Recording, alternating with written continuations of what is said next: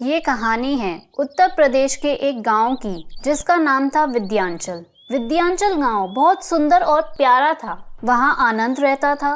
वैसे तो आनंद अनाथ और गरीब था, लेकिन वह सब्जियां बेचकर अपना घर चलाया करता था। सब्जी ले लो, सब्जी आ जाओ, ताजी ताजी सब्जी ले लो। भैया टमाटर किस भाव दिए हैं? टमाटर तो 30 रुपए किलो हैं। बताइए भैया जी कितना दें? अरे इतना महंगा टमाटर मुझे नहीं लेना।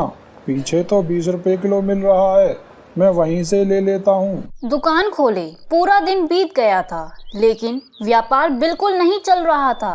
तब एक लड़की वहाँ आई और कहने लगी, क्या आप मुझे अपनी दुकान की सारी सब्जियाँ बेच सकते हैं? लगता है ये अमीर घर की लड़की है, मेरी पूरी दुकान की सब्जियाँ खरीदने आई है। जी क्यों नहीं, 2000 रुपए में सारी सब्जियाँ आप ले लीजिए। ये लो 2000 रुपए। वो लड़की आनंद को पैसे देकर और सारी सब्जियाँ लेकर चली गई।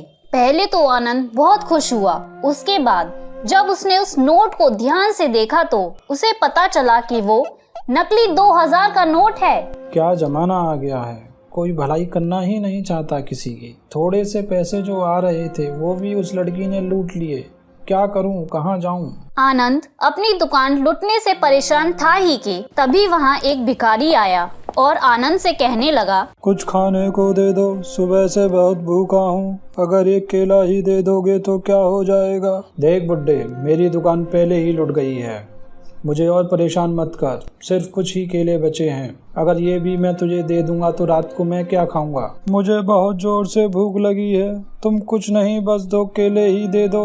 अगर इसे नहीं दिया तो ये यहाँ रहकर मेरा सर खाता रहेगा। मैं इसे 2 केले दे ही देता हूँ। आनंद ने अपने पास रखे केलों में से 2 केले उसे दे दिए, जिसे खाकर भिखारी वहाँ से चला गया। जोरदार बारिश हो रही थी। इतनी जोर की बारिश हो रही है, मुझे ठंड भी लग रही है। कहाँ जाऊँ, किसके पास जाऊँ? अगर रात भर ऐसे ही भीगता रहा तो ठंड से मर जाऊंगा।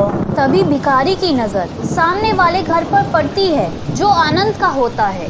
भिखारी हिम्मत करके आनंद के घर पहुंचता है और कहता है, क्या तुम मुझे एक रात के लिए अपने घर में रख लोगे? तुम पागल हो गए हो क्या?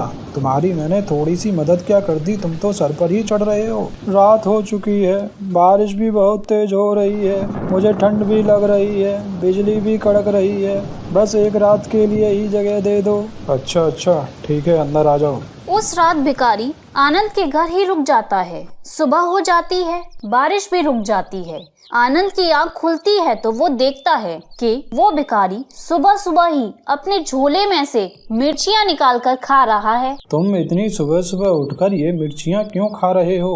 आप उठ गए? ये मिर्चियाँ कोई ऐसी वैसी मिर्चियाँ नहीं हैं, इन्हें खाने से मुझे पूरा दिन भूख नहीं लगेगी। मुझे इससे क्या मतलब, तुम जाओ और अपना काम करो। चलो सुबह हो गई है, बारिश भी नहीं हो रही है। भिखारी आनंद के घर से चला जाता है। आनंद सब्जी मंडी से सब्जियां लाकर उन्हें बेचने के लिए दोबारा दुकान पर सब्जियां लगाने लगता है। आ जाओ, ताजी ताजी सब्जियां ले लो। आ जाओ। पूरा दिन बीत जाता है, लेकिन आनंद की दुकान से कोई भी सब्जी नहीं खरीदता। तब आनंद परेशान हो जाता है और दुकान बंद करके जा ही रहा होता है। तभी उसकी नजर दूर फुटपाथ पर पड़ती है, जहां भिखारी रात को सो रहा होता है। और तब आनंद कहता है, असली जिंदगी तो ये जी रहा है, ना कोई फिक्र ना कोई काम। पूरा दिन यहाँ वहाँ घूमो, लोगों से पैसे मांगो, किसी ने दे दिए तो मौज, और अब सब दे ही देते हैं, और मस्त रात को आराम से सो जाओ। इतने में ही वहाँ एक सांप आ जाता है और उस भिखारी को काटकर चला जाता है। और दूर खड़ा आनंद ये सब देख लेता है। सांप काट लिया। अरे बाप रे, इसे तो सांप ने काट लिया। मुझे इसे एक सपेरे के पास लेके जाना होगा। आनंद भिखारी को अपने साथ लेकर आ जाता है और उसका इलाज करवाता है। सपेरा उस सांप के जहर को निकाल देता है। सही समय पर आप इनको यहाँ ले आए, वरना इनकी जान खतरे में आ सकती थी। ये आपके क्या लगते हैं? ये मेरी दुकान के सामने वाला भिखारी है, पता नहीं कब जाएगा वहाँ से। जब से आया है मेरी जिंदगी बर्बाद कर दी है। कुछ दिन बीत जाते हैं। भिखारी भी ठीक हो जाता है और आनंद से कहता है, तुमने मेरी जान बचाई, इसलिए मैं तुम्हें एक उपहार दे रहा हूँ। मेरे अभी इतने बुरे दिन नहीं आए कि मैं एक भिखारी से उपहार लूँ। ये मैं तुम्हारे फायदे के लिए ही कह रहा हूँ। भिखारी कुछ मिर्चियाँ निकालकर आनंद को दे देता है और कहता है, ये कोई मामूली मिर्चियाँ नहीं हैं। बड़े सिद्ध और ज्ञानी पुरुषों के साथ रहने की वजह से ये मुझे मिली हैं। इसे तुम अपने खेत में बो दोगे तो तुम्हारी फसल में से हीरे की मिर्चियाँ निकलेंगी। क्या बकवास है, अगर ऐसा होता तो तुम खुद ना इसकी खेती कर लेते, मुझे थोड़े ही ना देते। मैं एक भला और सज्जन व्यक्ति ढूंढ रहा था जो मुझे तुम में दिखाई दिया। ये जादुई मिर्चियाँ तुम अपने पास ही रखो। भिखारी आनंद को मिर्चियाँ देकर वहाँ से चला जाता है और कुछ दिन बीतते हैं। अब भिखारी उस फुटपाथ या उसके आसपास कहीं नजर नहीं आता। आनंद उन मिर्चियों को देखकर सोचता है, क्यों न मैं इन मिर्चियों को एक बार बोके देख ही लूं, कहीं उस भिखारी की बात सच निकली तो। आनंद उन मिर्चियों को लेकर अपने घर के आंगन में कुछ जगहों पर बो देता है। देखते ही देखते कुछ दिन बीत जाते हैं। उन मिर्चियों की फसल में से रोशनी आने लगती है।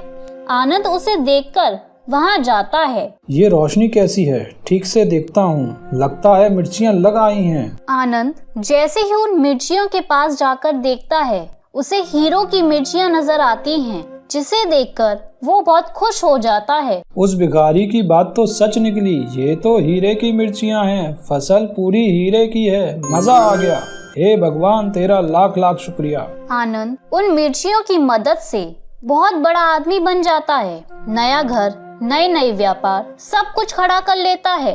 अब उसके पास नौकर चाकर सभी होते हैं। आज उस भिखारी की मदद से मेरे पास सब कुछ है, लेकिन वो कहाँ है ये मुझे नहीं पता।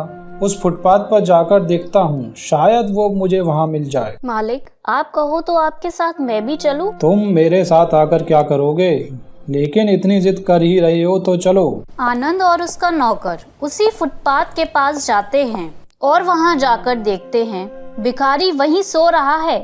आनंद उसे उठाकर उससे कहता है, तुम यहाँ सो रहे हो, मैंने तुम्हें कहाँ कहाँ नहीं ढूंढा। मुझे पता था तुम मेरे पास जरूर आओगे।